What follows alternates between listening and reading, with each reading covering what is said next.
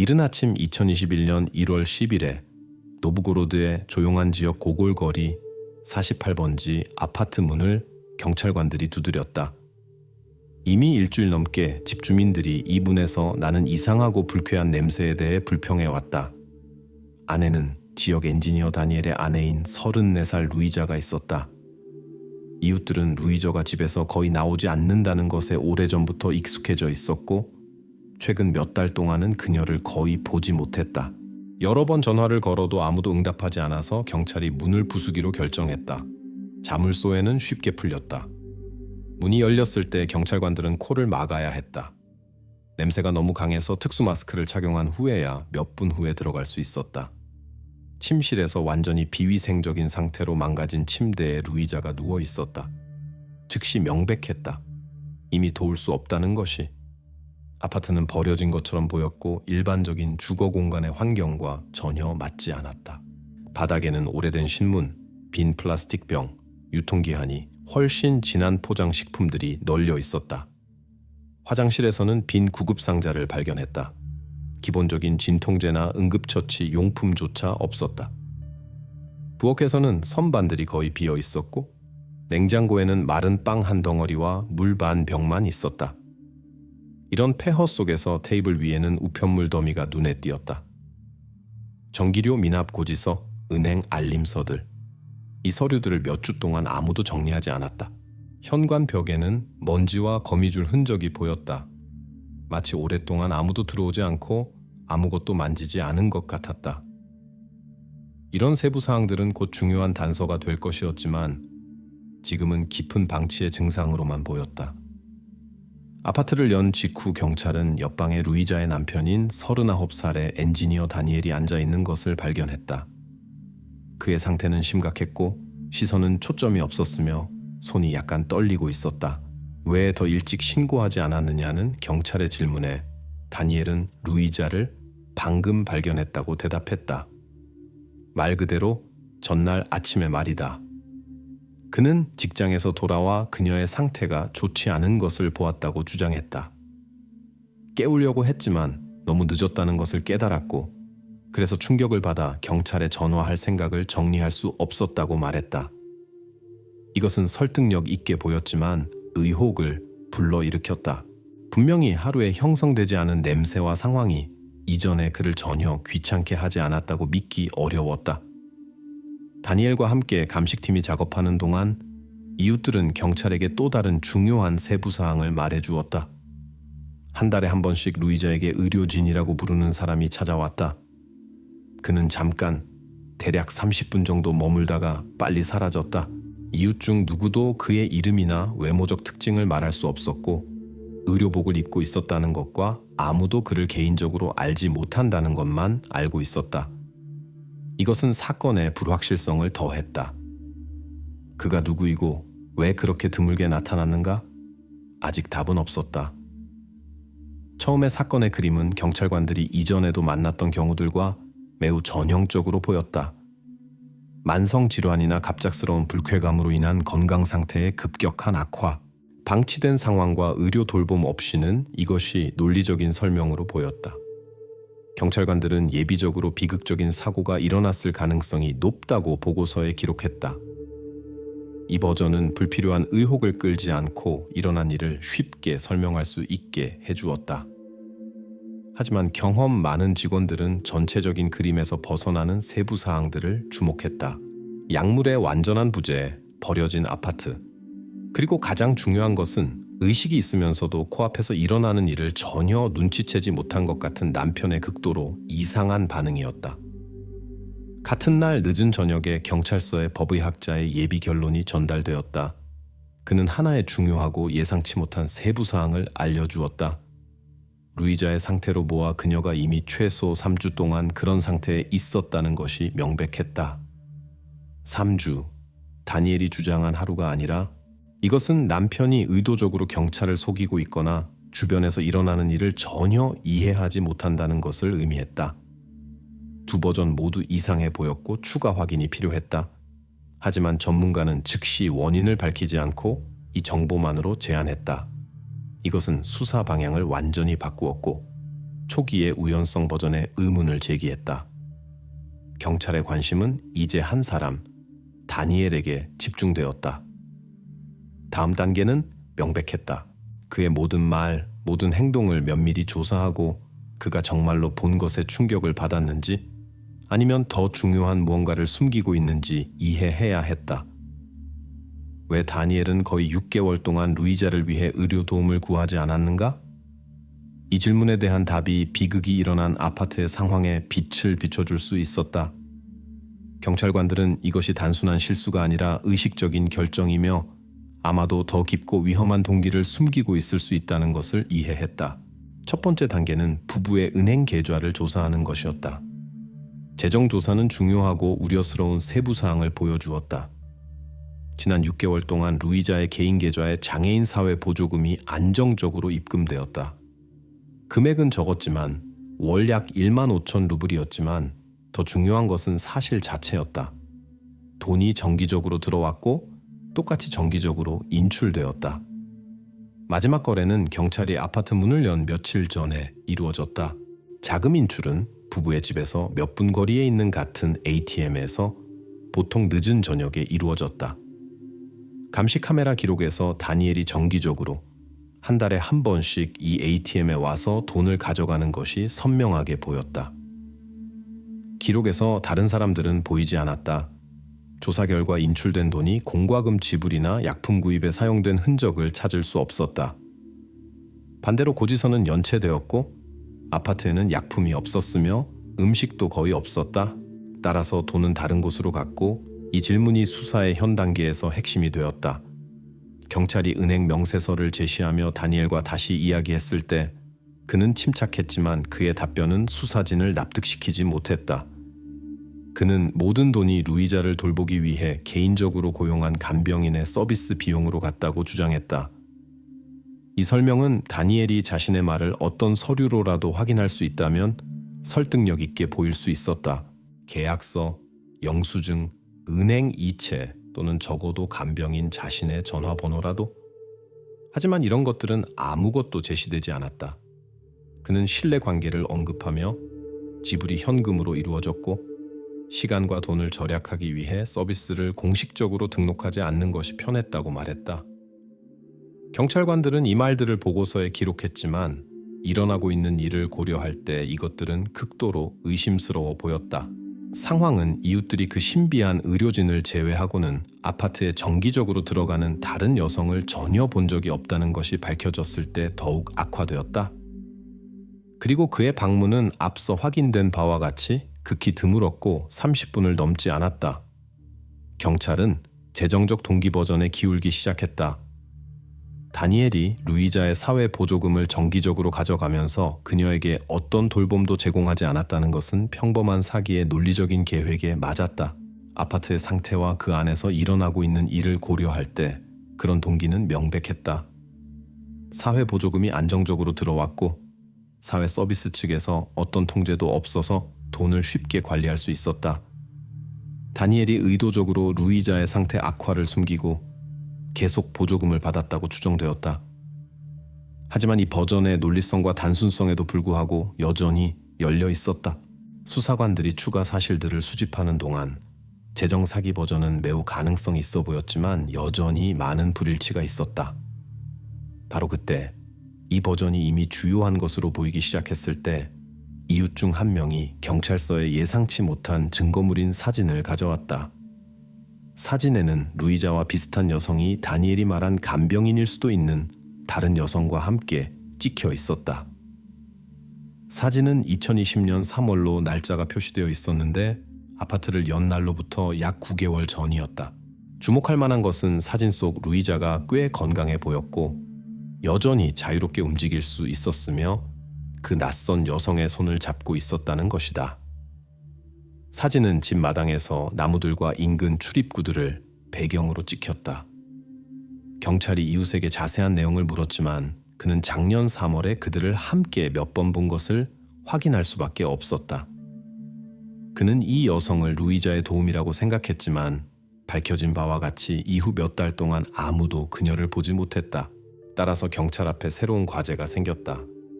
사진 속 인물을 식별하고 다니엘이 말한 간병인이었다면 왜 더 이상 나타나지 않았는지 알아내는 것이었다. 한편 이 사진은 수사를 명확한 답 없이 남겨둔 채 더 많은 의문만 추가했다. 이 증거물은 예상치 못한 전환점을 열었고 수사관들로 하여금 모든 정보와 다니엘이 말한 모든 것을 다시 검토하게 했다. 상황은 점점 더 복잡해졌다. 수사관들은 단순한 사기 뒤에 훨씬 더 복잡하고 어두운 무언가가 숨어 있을 수 있다는 것을 깨달았으며 그들은 아직 그것에 대해 짐작조차 하지 못하고 있었다. 루이자 주변에 아무도 그녀가 사고가 일어났을 때 빈 도로에서 밤에 혼자 차 안에 있었던 이유를 이해하지 못했다. 이 시기에 루이자와 다니엘은 이미 몇 년간 결혼 생활을 하고 있었고 지인들은 그들을 조용하고 특별히 눈에 띄지 않는 부부로 인식하고 있었다. 루이자가 한밤중에 혼자 운전대를 잡고 있었다는 것이 더욱 이상해 보였는데 명확한 이유도 없이 그리고 남편이 모르는 상태에서 말이다. 경찰 교통사고 보고서는 2020년 2월 10일 오전 1시 45분경 노브고로드에서 교외도로 방향 출구에서 사고를 기록했다. 루이자의 차, 오래된 은색 포드 포커스가 도로에서 벗어나 속도를 내며 기둥에 충돌했다. 루이자는 중상을 입고 병원으로 이송되었고 이후 장애를 얻게 되었다. 그녀의 혈중 알코올은 완전히 검출되지 않았으며 0%. 이는 사고 당시 술에 취하지 않은 상태였음을 확인하는 감정 결과였다. 하지만 수사관들의 관심을 끈 중요한 사실은 사고 바로 5분 전에 루이자의 휴대폰에 알 수 없는 번호에서 전화가 걸려왔다는 것이었다. 그 전화는 그날 저녁 유일한 것이었지만 받지 않았다. 정확히 누가 전화했고 어떤 이유로 전화했는지는 그 당시 알아낼 수 없었다. 번호는 확인되지 않았다.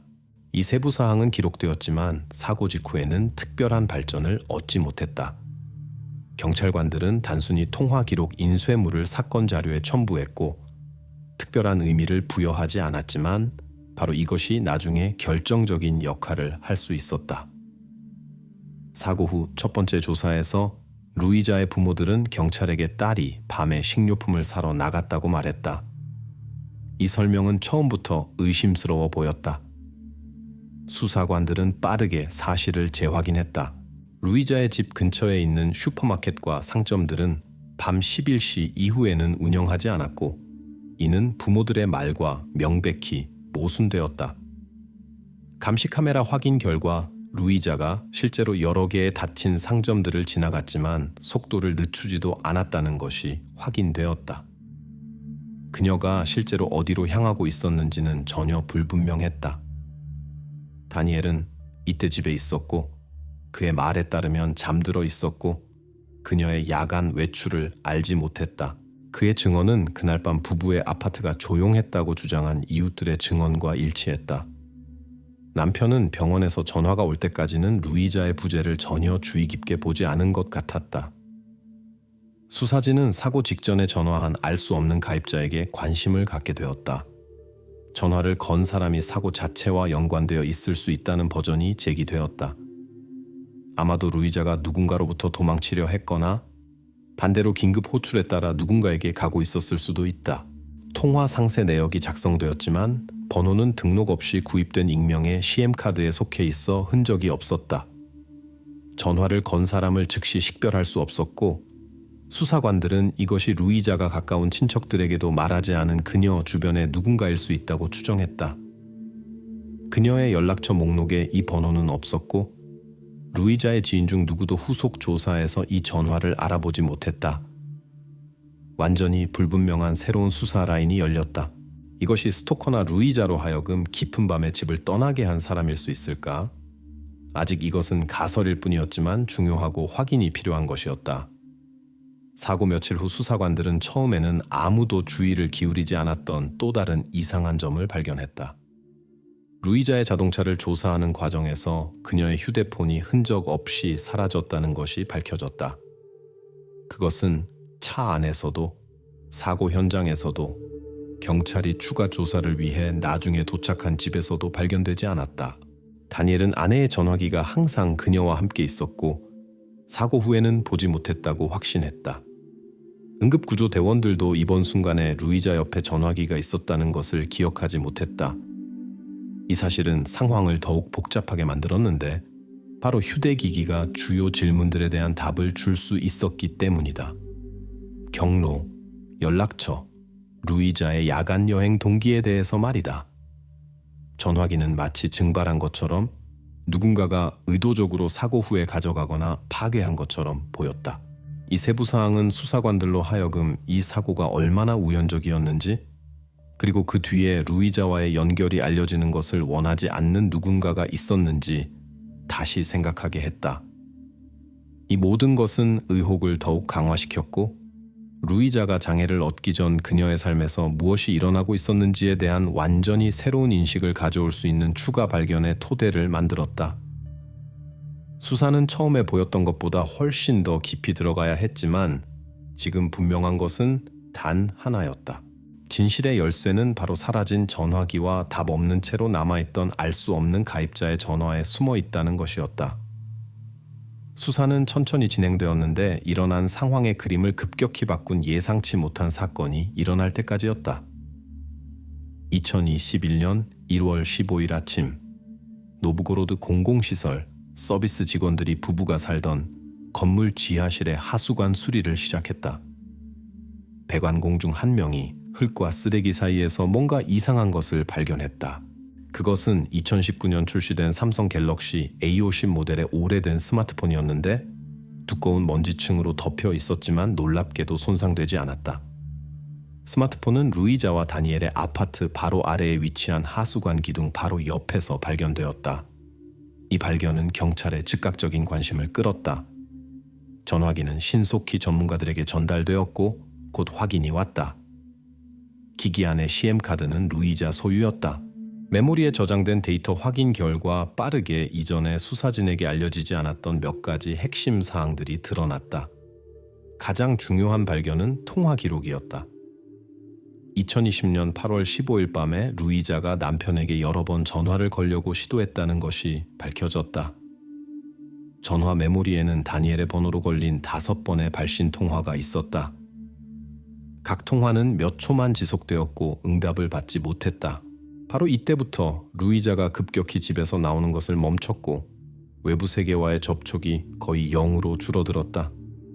이 사실은 면밀한 조사가 필요했고 지금까지 수사진에게 떠오르지도 않았던 다니엘에 대한 새로운 질문들을 제기했다. 다니엘은 경찰서로 소환되어 발견물을 제시받았다. 그에게 전화기를 보여주고 정확히 어디서 발견되었는지와 기기 메모리에 무엇이 들어있는지 알려주었다. 다니엘의 반응은 경험 많은 수사관들조차 놀라게 했다.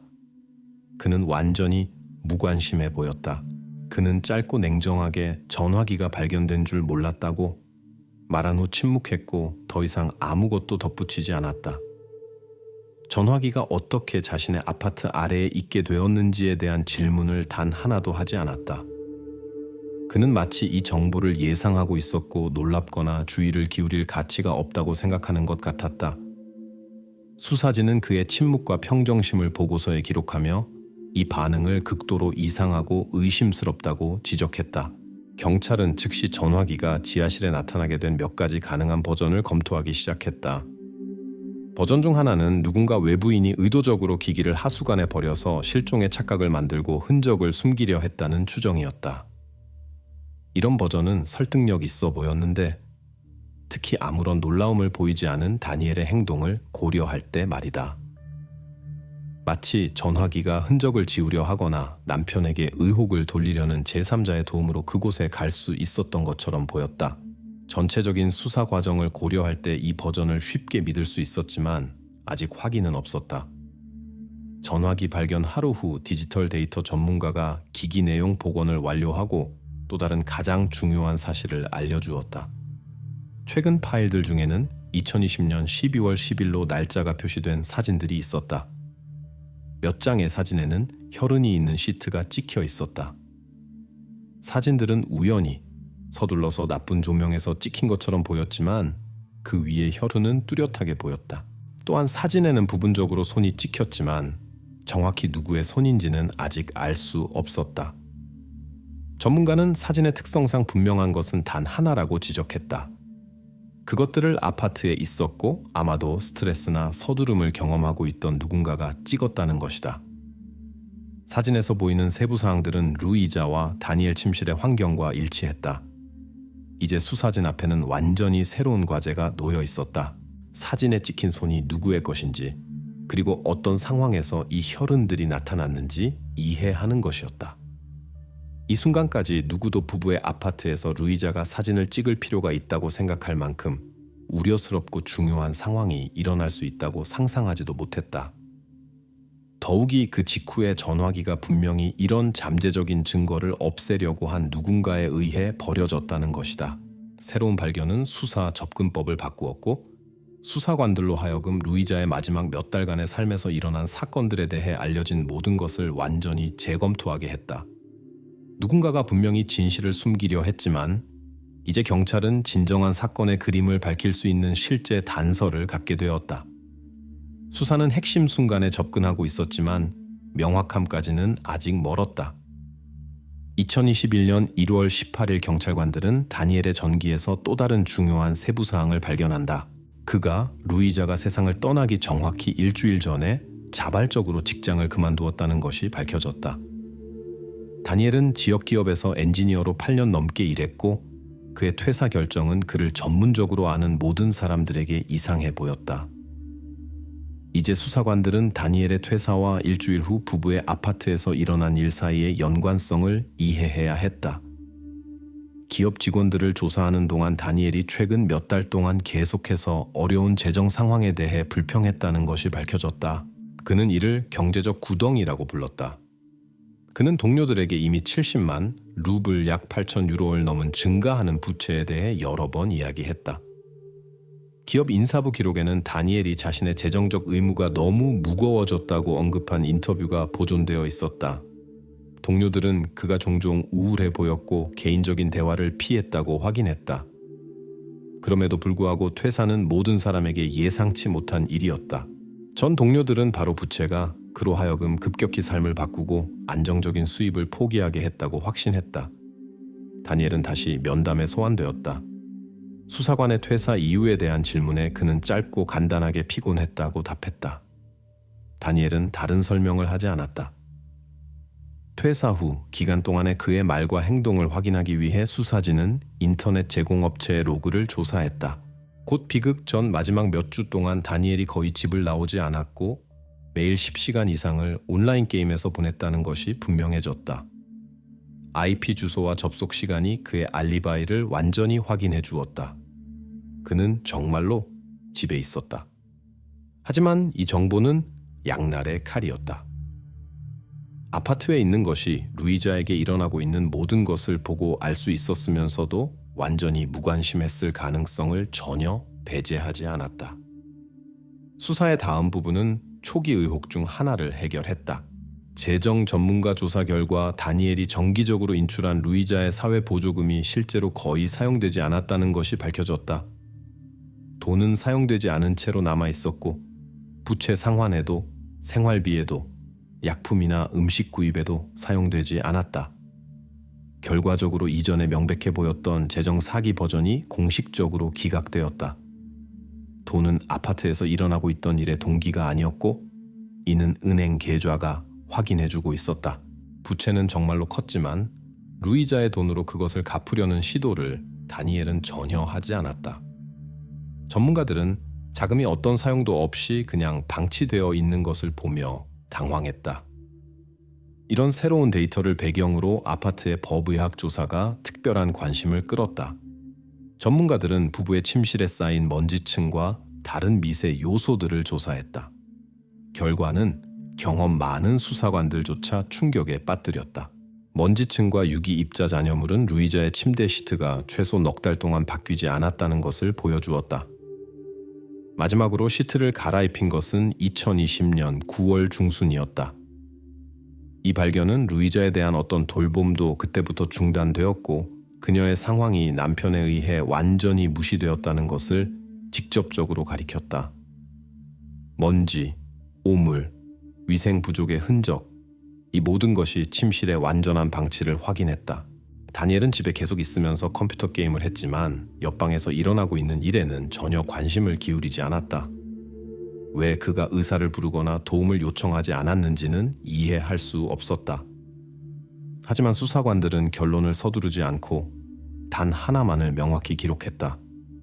상황은 처음에 보였던 것보다 훨씬 더 복잡하고 얽혀 있었다는 것이다. 이제 경찰은 다니엘이 분명히 재정적 목적을 추구하지 않았고 아마도 부채만으로 동기를 부여받지 않았다는 것만 이해했다. 하지만 몇 달 동안의 그의 수동성과 완전한 무행동은 설명할 수 없어 보였다. 이것은 수사를 루이자의 상태 악화를 의식적으로 눈 감고 있던 것처럼 보이는 사람의 깊이 숨겨진 개인적 동기를 밝히려는 시도로 바꾸었다. 수사는 계속 전진했지만 점점 더 많은 질문과 점점 더 적은 명확한 답만을 남겼다. 전문가들과 수사관들은 다음 증거나 다음 조사가 결정적일 수 있다는 것을 이해했다. 시간이 흘렀고 경찰은 단 하나만 확신했다. 그들은 자신들 앞에 있는 사람이 어떤 사람인지, 그리고 그가 정확히 무엇을 숨기고 있는지 아직 완전히 이해하지 못하고 있다는 것이었다. 그는 온라인 게임을 하면서 자신의 아내가 움직일 능력과 도움을 받을 기회를 잃어가고 있는 동안 말이다. 수사는 점차 막다른 길에 이르는 것 같았는데 갑자기 새로운 증인이 나타났다. 지금까지 경찰과의 대화를 피해왔던 부부의 이웃 카르멘이 침묵을 깨기로 결정했다. 여성은 2020년 8월에 루이자와 다니엘의 아파트 상황 그림을 근본적으로 바꿀 수 있는 사건들에 대해 이야기했다. 그때 그녀는 처음으로 옆 아파트에서 나오는 비명소리를 들었다. 분명히 루이자에게 속한 여성의 목소리였다. 카르멘의 증언을 확인하는 과정에서 경찰은 여성의 왓츠앱 메신저 대화를 압수하고 조사했다. 복원된 메시지들은 2020년 8월 1일에 카르멘이 친구에게 그들이 또 다투고 있어 라고 쓴 것을 명확히 보여주었다. 친구가 정확히 누가 다투는지 물어보자 카르멘은 직접적으로 이웃들 여자가 이틀째 저녁에 소리치고 있어 라고 답했다. 이 메시지들은 밤 11시 15분경에 발송되었다. 따라서 루이자의 아파트에서 갈등이나 다른 사건이 있었다는 사실이 카르멘 자신의 말과 독립적으로 확인되었다. 여성은 남의 일에 개입하고 싶지 않았기 때문에 이전에 신고하지 않았다고 설명했다. 더욱이 며칠 후 비명소리가 저절로 멈췄기 때문이었다. 수사관들이 8월 사건의 세부 사항을 확인하기 위해 다니엘을 소환했을 때 그는 확신에 차고 냉정하게 행동했다. 남자는 그 시기에 정말로 컴퓨터 앞에서 많은 시간을 보내며 적극적으로 온라인 게임을 했다고 인정했다. 비명과 다툼에 대한 수사관의 질문에 그는 빠르고 명확하게 답했다. 그건 그냥 게임 감정이었어. 특별한 건 아니야. 그는 어떤 소리든 바로 자신의 취미로 인한 것일 수 있다고 말했고 아내와의 갈등이 아니라고 했다.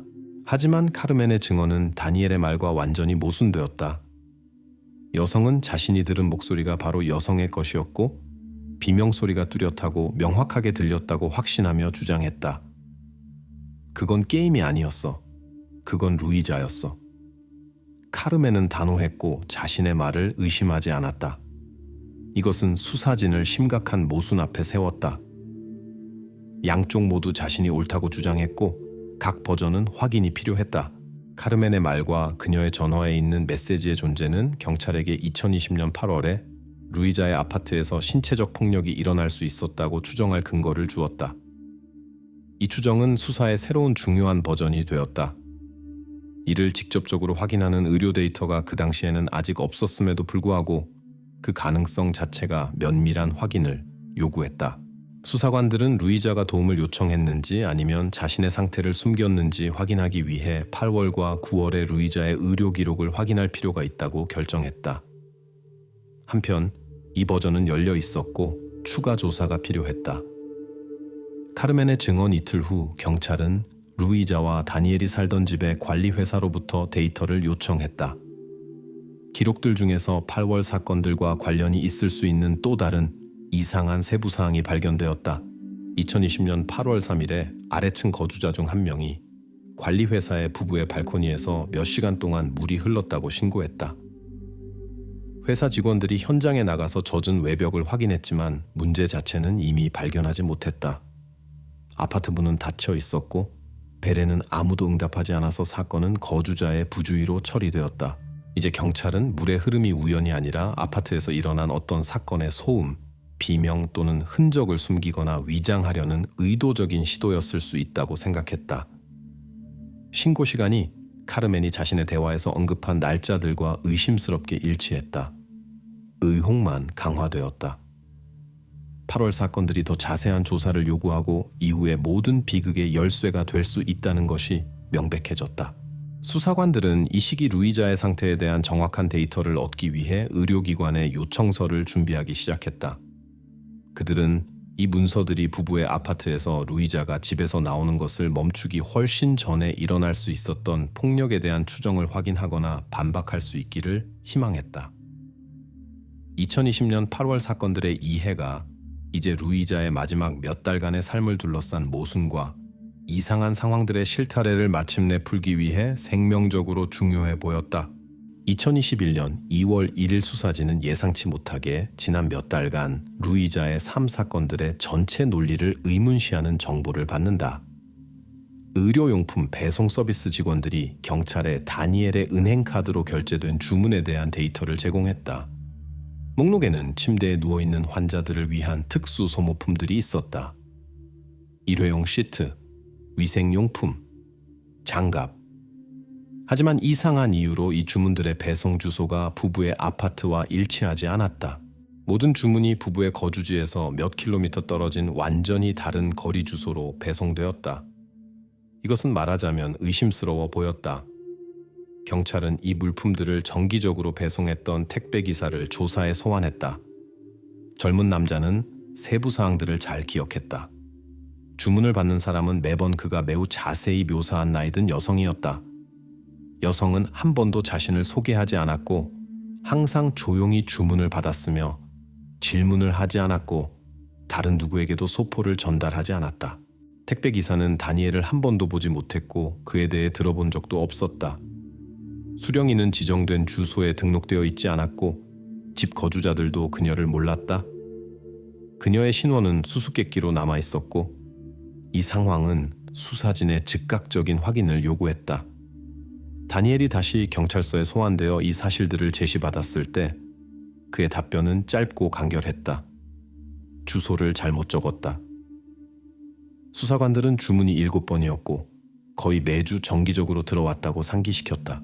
연속으로 7번의 동일한 실수는 우연이라도 불가능해 보였다. 더욱이 다니엘은 왜 주문을 직접 가져가지 않았는지, 왜 한 번도 사회 서비스나 배송 서비스에 이 이상한 실수에 대해 알리지 않았는지 답하지 않았다. 경찰은 즉시 이 불일치를 주목하며 단순한 설명 뒤에 의식적인 결정이 숨어 있다고 의심했다. 동시에 경찰은 2020년 2월 교통사고 전에 루이자에게 마지막으로 전화를 건 전화번호 확인을 완료했다. 번호는 수사진을 의료용품을 받던 바로 그 나이든 여성에게 이끌었다. 그녀는 루이자 가족의 오랜 친구인 전 간호사였다는 것이 밝혀졌다. 여성은 침착하고 확신에 차서 사고 전에 정말로 루이자에게 전화했다고 설명했다. 단순히 그녀의 안부가 어떠한지 알고 싶었다고. 그녀의 설명은 그럴듯해 보였는데 더욱이 수사진에게는 그녀와 비극의 연관성에 대한 다른 데이터가 없었기 때문이다. 따라서 루이자를 알 수 없는 가입자가 추적할 수 있었다는 버전이 공식적으로 종료되었다. 하지만 간호사 조사가 여기서 끝나지 않았다. 여성은 지금까지 비밀로 해왔던 또 다른 중요한 사실을 인정했다. 2020년 8월, 루이자가 이미 거의 집에서 나오지 않게 된 후에 그녀가 다니엘에게 전화해서 직접적으로 의료 도움을 구하고 심지어 루이자의 입원을 주장하도록 권했다. 루이자의 상태가 그녀를 걱정시켰고 경험이 있는 전문가로서 그녀는 전문적인 돌봄의 필요성을 보았다. 그녀의 제안에 대한 다니엘의 반응은 날카롭고 단호했다. 그는 즉시 거부하며 모든 것을 자신이 통제하고 있고 도움이 필요 없다고 선언했다. 이제 수사진 앞에 다니엘의 행동에 새롭고 더욱 어두운 면이 열렸다. 그는 단순히 아내에 대한 의료 도움을 피한 것이 아니라 가까운 사람들과 전문가들이 제안했을 때도 의식적으로 이를 거부했다. 제대로 아파트에 도달하지 않은 소모품 주문과 함께 이것은 이상하고 의심스러워 보였다. 수사관들은 실제로 남자를 움직인 동기가 무엇인지에 대해 다시 생각했다. 명확성은 점점 더 환상적이 되었고 다니엘의 행동은 점점 더 수수께끼가 되었다. 사실들은 그가 루이자의 상태가 얼마나 심각한지 이해했지만 동시에 의도적으로 외부인들의 개입을 피했다는 것을 가리켰다. 수사진은 이 세부 사항을 핵심적인 것으로 주목하고 후속 수사 단계에서 바로 이것에 집중하기로 결정했다.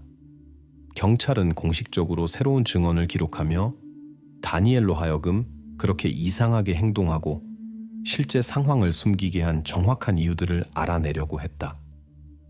이 질문들에 대한 답이 수사의 전환점이 되고 부부의 아파트에서 실제로 무엇이 일어나고 있었는지 이해하는 열쇠를 줄 수 있었다. 2월 중순까지 수사진은 사건들의 열쇠가 사실뿐만 아니라 다니엘 자신의 성격에도 있다는 것을 이해하기 시작했다. 이전에 주변 사람들에게 어떤 의혹도 불러일으키지 않았던 남자가 왜 의식적으로 자신의 아내의 악화되는 상태를 외면할 수 있었을까? 답은 전문가들이 2021년 2월 10일 아침 경찰에 제시한 피의자의 심리적 초상에 있었다. 결론에는 깊은 감정적 소진과 중증 우울증의 징후가 적혀 있었다. 하지만 이것들이 일어난 일을 정당화할 수 있을까? 다니엘의 머릿속에서 무엇이 일어나고 있었는지 이해하기 위해 수사진은 피의자가 2020년 가을부터 대부분의 시간을 보낸 게임 채팅의 로그를 요청했다. 2020년 12월 대화에서 그가 다른 플레이어들에게 보낸 우려스러운 메시지들이 발견되었다. 구문들 중에는 사라지고 싶다. 더 이상 의미가 없다. 주변의 모든 것이 너무 복잡하다. 와 같은 것들이 있었다. 이런 메시지들이 정기적으로, 때로는 하루에 여러 번 나타났다. 수사진의 건조하고 공정한 언어는 감정의 여지를 남기지 않았지만 피의자의 불안정한 정신 상태의 명백한 징후를 가리켰다. 이것은 독립적인 심리학적 감정으로 확인되었지만 그 자체로는 그의 행동 동기에 대한 질문을 제거하지 못했다. 부부의 재산을 표준 절차로 확인하는 과정에서 새로운 세부 사항이 드러났다. 공식적으로 등기소에 등재된 공증 문서들은 비극 정확히 한 달 전에 다니엘이 자신에게 속한 아파트를 아버지 이름으로 이전했다는 것을 확인했다. 수사관들이 다니엘에게 이런 결정의 이유를 물었을 때 그는 침착하고 짧게 답했다. 그렇게 해야 했다. 그는 세부 사항을 자세히 설명하지 않았고 어떤 흥분도 보이지 않았으며 역질문을 하나도 하지 않았다. 수사진이 이 정보에서 어떤 결론을 내릴지 완전히 무관심한 것 같았다.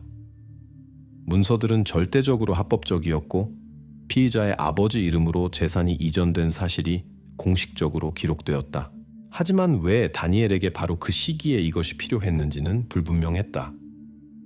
이런 상황들은 처음 보기에는 그럴듯해 보이는 수사의 새로운 버전이 생겨날 근거를 주었다. 아마도 다니엘이 자살을 계획하고 있었을 것이다.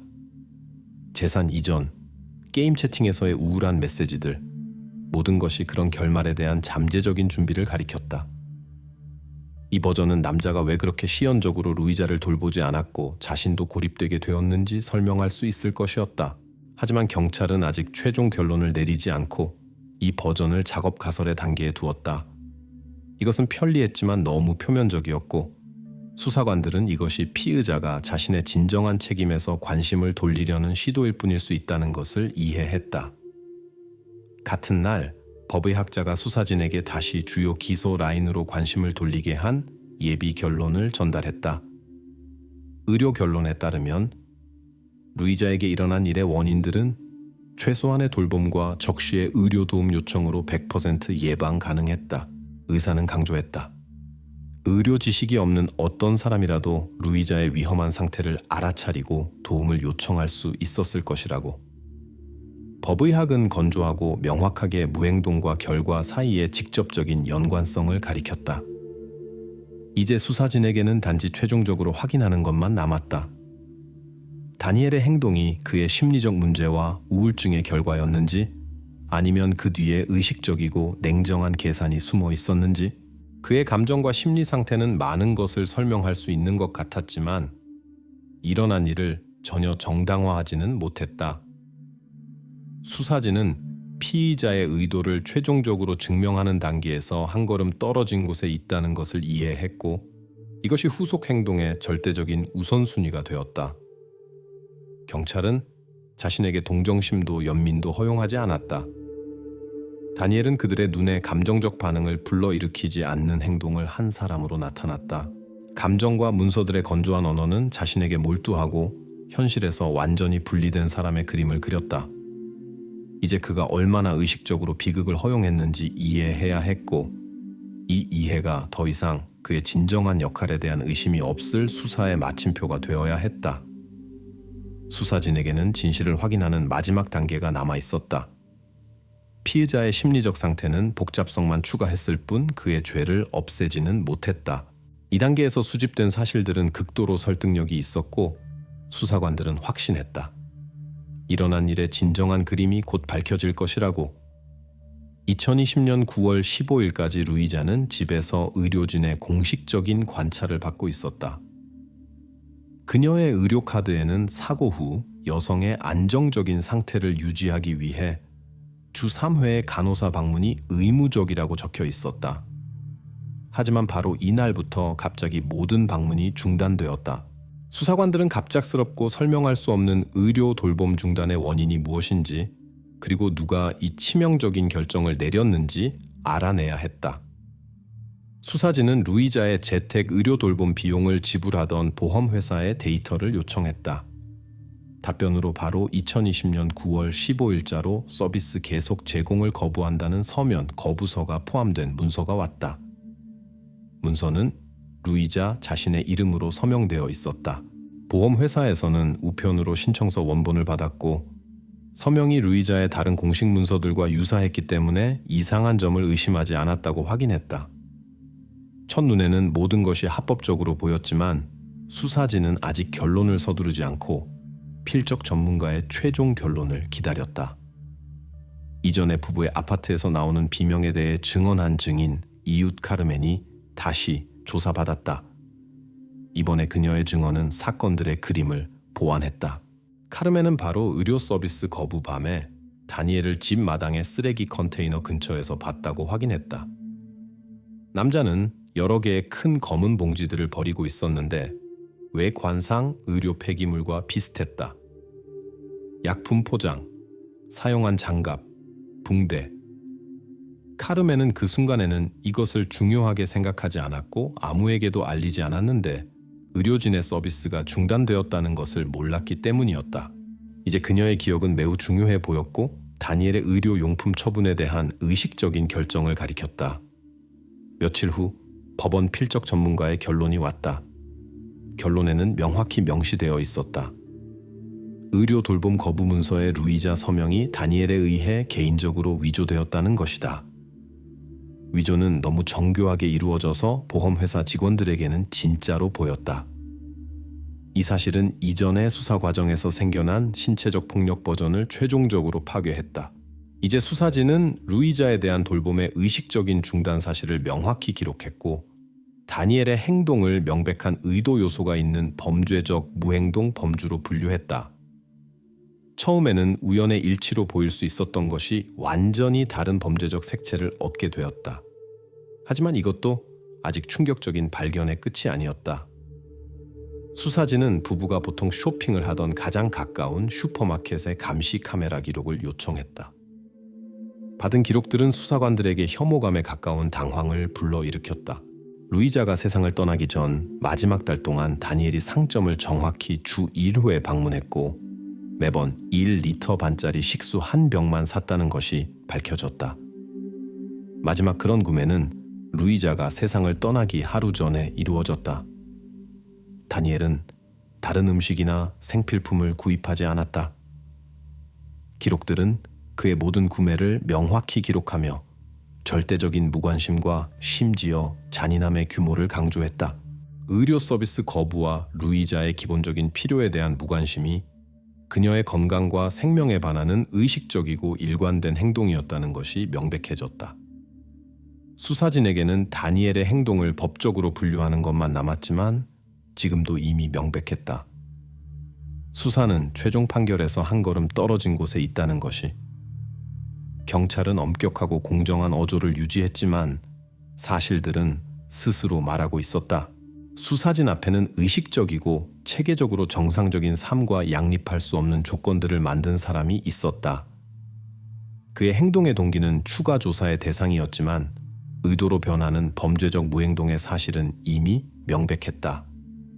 수사진은 며칠 내에 다니엘에 대해 완벽한 법적 구조를 구축하기 위해 건조하고 반박할 수 없는 증거에 의존하면서 결정적인 사건들이 일어날 것이라고 의심하지 않았다. 3월 중순까지 수사는 끝나가고 있었고 다니엘의 행동에 대해 수사진이 이미 모든 것을 알고 있는 것 같았다.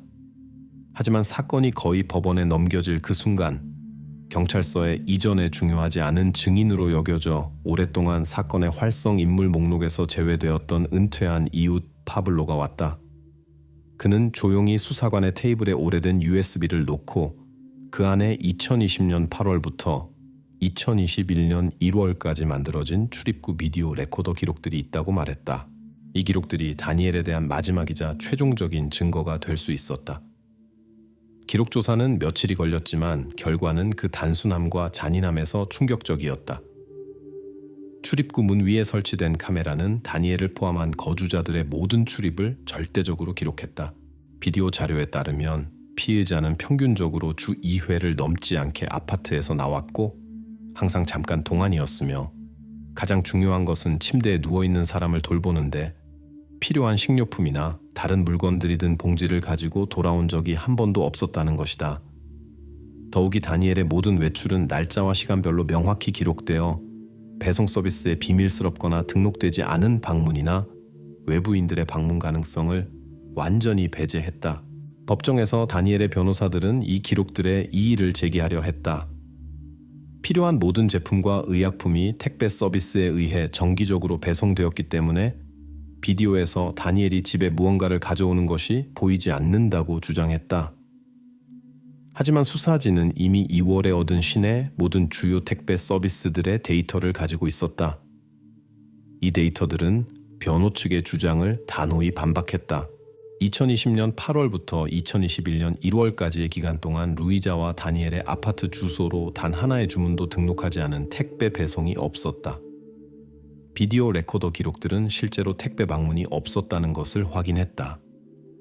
변호 측은 어려운 상황에 처했고 이 농어는 법원에 의해 빠르게 기각되었다. 또한 이 단계에서 수사진은 다니엘의 상태에 관한 법원 정신과 의사의 결론을 받았다. 감정의 결론은 명확하고 분명했다. 피의자는 완전히 정신이 온전하며 행동에 대한 책임을 배제하는 심리적 이상의 징후가 발견되지 않았다. 더욱이 정신과 의사는 피의자의 잠재적인 자살 준비 버전이 어떤 근거도 없다고 직접 지적했다.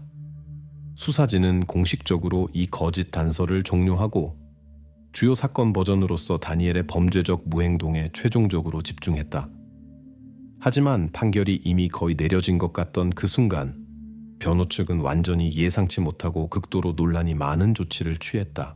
법정에서 다니엘의 변호사는 갑자기 루이자가 남편에게 자신의 고통을 연장하지 말라고 요청했다고 주장했다.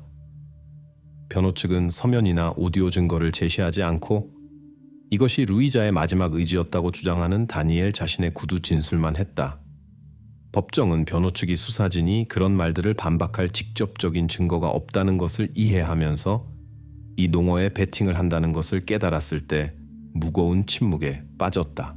이것은 재판 과정을 복잡하게 만들고 감정적 반향을 만들며 다니엘의 행동 동기에 의문을 제기할 수 있었다.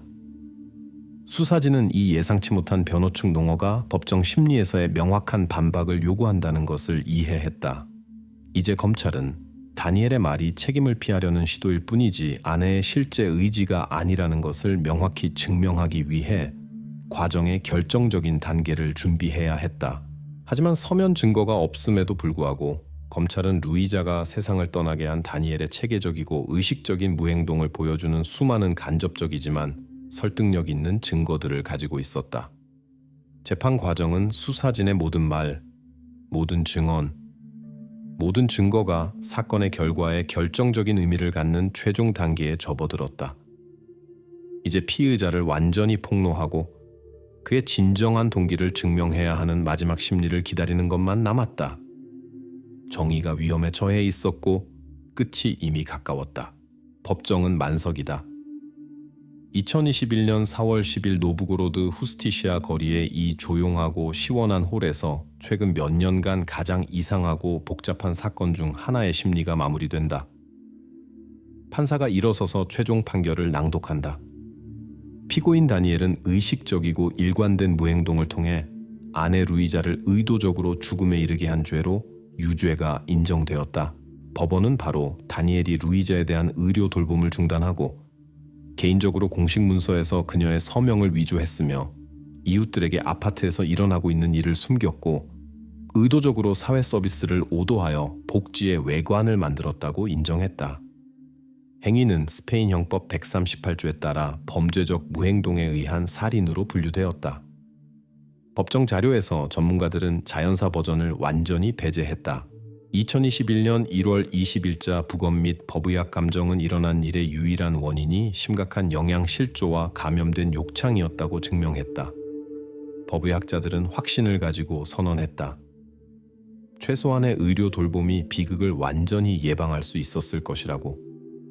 재정 데이터 분석 결과 몇 달 동안 다니엘이 루이자를 위한 사회 보조금을 정기적으로 인출했지만 의도된 목적으로 사용하지 않았다는 것이 밝혀졌다. 돈은 약품, 음식, 의료용품에 사용되지 않고 단순히 아파트에 있었다.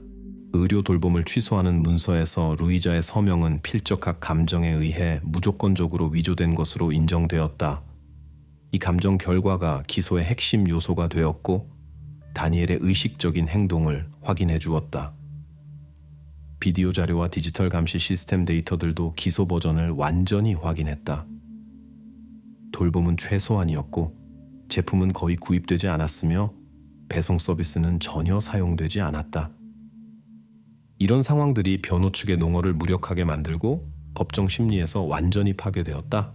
판사가 판결의 마지막 줄을 낭독하기 시작했을 때 다니엘은 예상치 못하게 침묵을 깨고 큰 소리로 법정에 말하며 루이자에 대한 적절한 돌봄을 제공하지 않은 사회 서비스와 시기관들에게 책임을 전가하려 했다.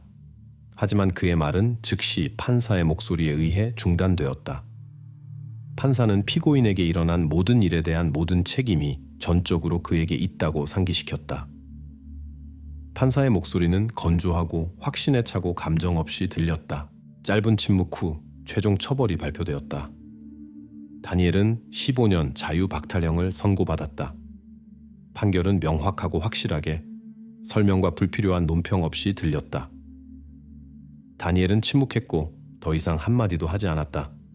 법정 경비들이 피고인에게 다가가서 얼굴에 어떤 감정도 없이 그를 법정에서 데려갔다. 그들 뒤에 문이 닫혔고 법정의 웅성거림이 잦아들었다. 마이크가 꺼졌고 침묵이 절대적이 되었다. 이렇게 몇 달 동안 시민들과 수사관들을 긴장시켰던 이야기가 끝났다. 이제 이 사건이 종료된 후 수사관들은 확신을 가지고 말할 수 있었다. 완전히 확인되고 증명된 것들은 루이자에게 일어난 일의 메커니즘은 완전히 밝혀졌고 의심의 여지가 없다. 수사를 혼란스럽게 할 수 있었던 거짓 버전들, 신비한 간병인, 알 수 없는 추적자, 다니엘 자신의 추정되는 자기 파괴에 대해 최종적으로 종료되고 완전히 배제되었다. 피고인의 행동에 대한 법적 분류가 최종적으로 그리고 재검토 권리 없이 결정되었다. 하지만 재판 후에도 공식적으로 여전히 밝혀지지 않았고 아마도 영원히 미지의 등급해에 남을 한 가지 상황이 있었다. 다니엘이 한 번도 의료 도움을 요청하지 않고 의식적으로 완전한 무행동의 길을 선택한 이유는 여전히 그의 개인적인 비밀로 남았다. 수사와 법원은 범죄 자체의 사실을 증명할 수 있었지만 다니엘을 이끈 동기는 증명하지 못했다. 왜 그가 가장 간단한 조치를 취하지 않고 루이자가 도움을 받는 것을 허용하지 않았는지 아무도 설명하지 않았다. 이야기의 이 부분은 숨겨져 있고 아마도 영원히 답 없이 남을 것이다. 마지막 심리가 끝났다. 사건 번호 4821-2021의 이야기가 공식적으로 종료되고 노브고로드시의 법정 판결 기록 보관소에 전달되었다. 이 사건에 대해 더 이상 아무도 큰 소리로 이야기하지 않을 것이지만 그것은 스페인 사법 실무 연대기에서 생생하고 우려스러운 페이지로 남을 것이며 그것을 연구하는 모든 사람들에게 무행동과 범죄 사이의 경계가 얼마나 얇은지 상기시킬 것이다. 루이자의 이야기는 끝났지만 그녀에 대한 기억은 언젠가 다시 돌아볼 수도 있는 기록 보관소와 문서들 속에서 계속 살아갈 것이다.